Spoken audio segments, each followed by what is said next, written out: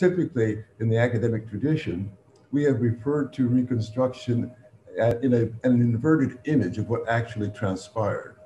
It was a point of policy intervention rather than itself an expression of social or political dynamics. And therefore, it's not surprising that there are twists and turns to the whole conversation about Reconstruction, because it's taking place in a greater context of political and social dynamics, going all the way back, in fact, to the beginning of the Republic. The latest work by Kate Mazur on America's Forgotten Civil Rights Movement makes it very clear to us that there is a broader context in which we ought to be seeing this, a context that begins with Prince Hall, for example, or Benjamin Banneker or Richard Allen. That was a civil rights movement properly understood, as it was a civil rights movement that ought to be understood as occurring prior to the Civil War, and which actually frames the issues that Reconstruction was meant to address, which means that Reconstruction doesn't emerge out of the conclusion of the war. It emerges in reaction to processes that were in play before the war even began. I agree that we have to think more expansively about what actually constitutes a Reconstruction, because there's a part of it that is about the documents, that's about the Constitution itself, about the actual amendments. But there also is a part of it that is about the people and the activism and the demand that actually creates the context in which the documents change. We can see that most readily in the second Reconstruction, right, in the Civil Rights Movement, in which it's essentially the people's Reconstruction.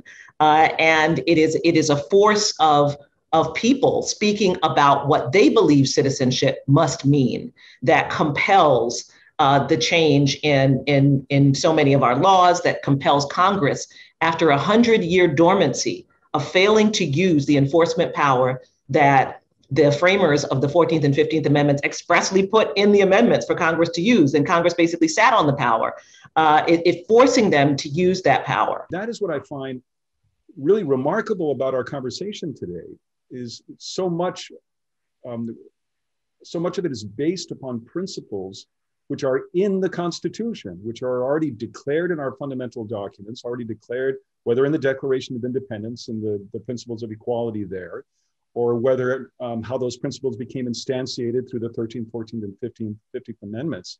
There's this aspect to American Reconstructions that is always backwards looking in the sense of calling us to first principles. This is Dr. King, right? In his I Have a Dream speech, which he gives in front of Abraham Lincoln, right?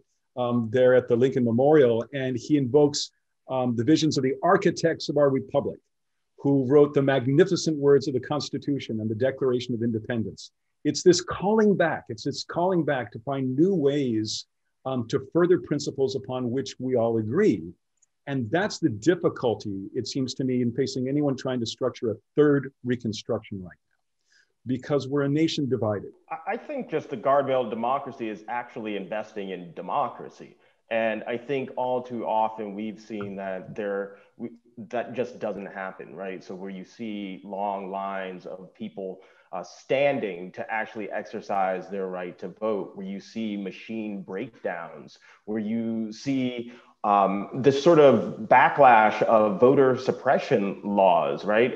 The organization I'm affiliated with counted over 340 just in the beginning of this year, right? Related to restricting the right to vote through whether absentee ballots or drop boxes that became so essential during the pandemic. So I think we need to invest in democracy. I'd like to just add to that, I'd like to see something done about the Electoral College and potentially an affirmative right to vote in our Constitution. We only protect the right to vote through anti-discrimination provisions, and there is no actual positive right to vote in the Constitution.